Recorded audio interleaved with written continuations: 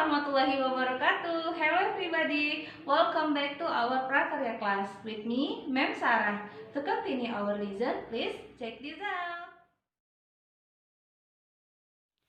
Halo anak-anak, balik lagi ke pelajaran prakarya.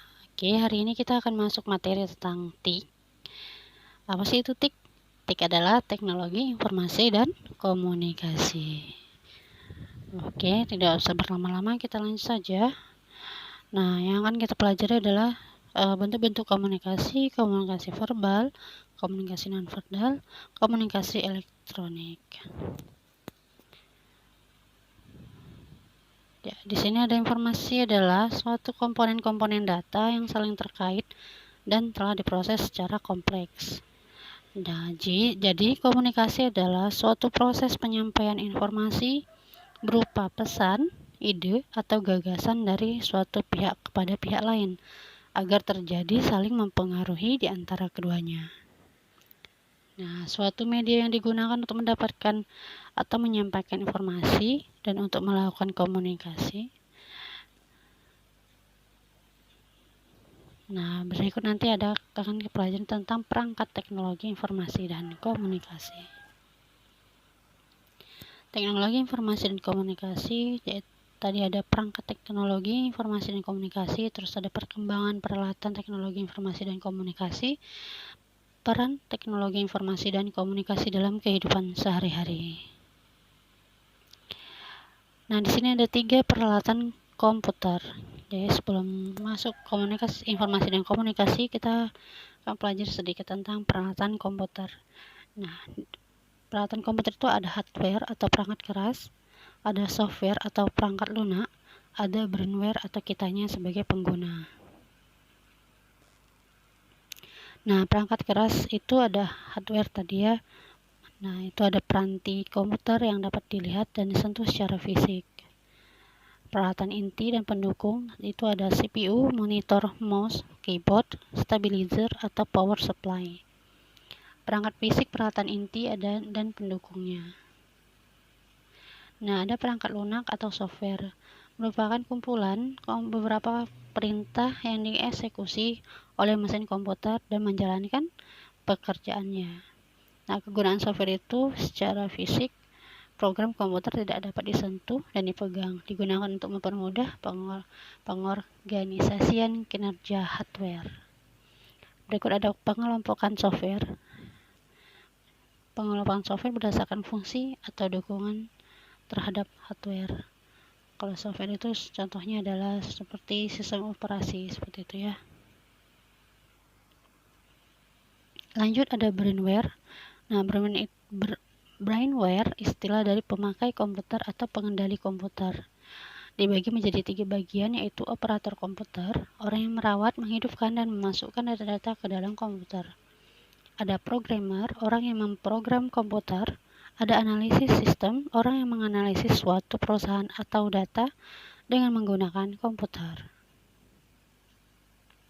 Nah, berikut adalah fungsi software, yaitu adalah sistem operasi tadi ya, program aplikasi, bahasa pemrograman, program bantu, program paket, program multimedia. Berikut ada sejarah mouse. Mouse salah satu perangkat keras dalam sejarah komputer. Fungsinya itu adalah alat input utama selain keyboard. Mouse itu dikategorikan sebagai sebuah printing device. Mouse ditemukan pada tahun 1963 oleh Dr. Douglas J. Engelbart, Amerika Stanford Research Institute. Berikut asal-usul mouse ya, karena bentuknya yang memiliki kabel panjang dan menyerupai seekor tikus, maka dibilang mouse. Berikut ada asal mula Bill Gates. Bill Gates itu siapa sih? Ya, Bill Gates adalah penemu Microsoft. Nah, dia mendirikan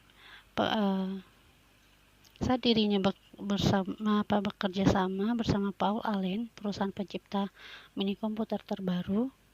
Nah, di situ ada awal karir Bill memperkenalkan basic Microsoft. Sayangnya salinan program ini telah bocor sehingga didistribusikan secara luas. Jadi selanjutnya Microsoft itu melanjutkan kemitraannya bersama dengan IBM yang dikenal menghasilkan nama MS-DOS. Nah, terus namun karena adanya perbedaan pandangan, Microsoft kemudian mengakhiri kerjasamanya dengan IBM dan beralih dengan pengembangan program kernel Windows NT. Nah, berikut yang kemarin kita pelajari ya, peralatan komunikasi. Itu yang pertama ada telepon, ada faksimil, ada radio, ada televisi. Peralatan komunikasi. Nah, sejenis penemu Microsoft itu adalah seorang pengusaha penemu pimpinan perusahaan di USA atau Bill Gates penemu Microsoft ya.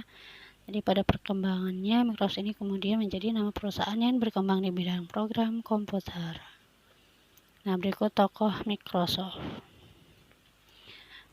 Oke, kita lanjut. Peralatan komunikasi tadi ada telepon, alat komunikasi untuk menyampaikan pesan suara, terus ada radio, perangkat elektronik yang digunakan sebagai alat komunikasi suatu arah dengan perantara suara melalui gelombang elektromagnetik. Yang ketiga ada televisi, media komunikasi yang dapat memperlihatkan audio visual secara bersamaan. Yang keempat ada faksimil, peralatan komunikasi yang digunakan untuk mengirimkan dokumen menggunakan suatu perangkat yang mampu beroperasi melalui jaringan telepon dengan hasil yang serupa dengan aslinya. Itulah faksimil. Berikut ada contoh gambar telepon. Nah, ini ada telepon yang zaman dulu dan zaman sekarang ya. Kita lanjut, ada faksimil. Berikut gambar faksimil ya. Yang ketiga itu ada radio. Yang di atas itu radionya radio dulu banget itu ya. Oke, kita lanjut, ada televisi. Nah, televisi dulu masih besar gitu, sekarang sudah tipis, slim. Oke, tidak usah kuisnya nanti ibu kirim lewat Google Form. Itu saja untuk materi kita hari ini tentang TIK ya, teknologi informasi dan komunikasi. Oke, nanti jika ada pertanyaan lebih lanjut silahkan tanyakan langsung kepada ibu. Oke, sampai sini dulu materi kita hari ini. Assalamualaikum warahmatullahi wabarakatuh.